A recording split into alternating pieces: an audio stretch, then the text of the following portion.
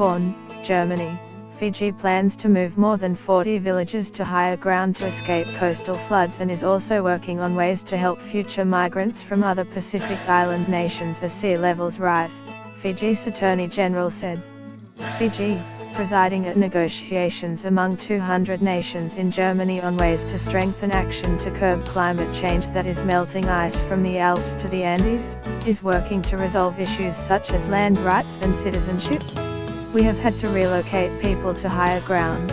We have moved 3 villages to higher ground and there are another 43 that are earmarked, Ayad Sayed Kayum said during the 2-week talks that end on Friday.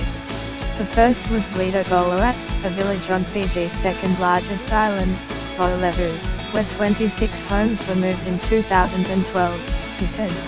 Apart from homes, authorities are also moving graves as settlements are moved inland.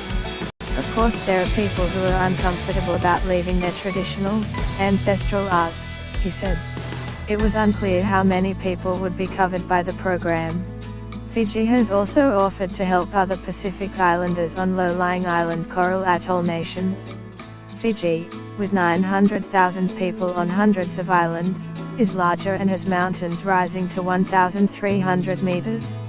We were the first to openly say we will give them residency or refuge in Fiji should rising sea levels make it inevitable, he said.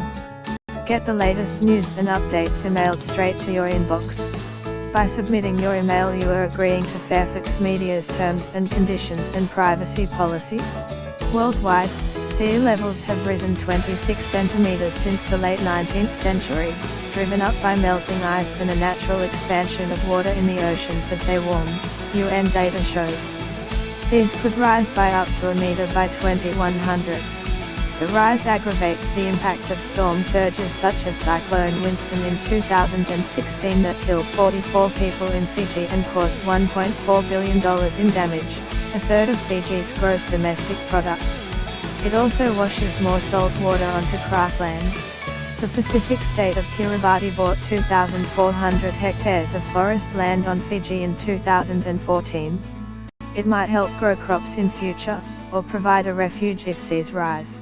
Mr. Sayed Kayum, who is also the Minister of Economy, said Fiji has allocated $50,000 to look into what he called the peripheral legal issues about climate change, such as how to grant residency or citizenship.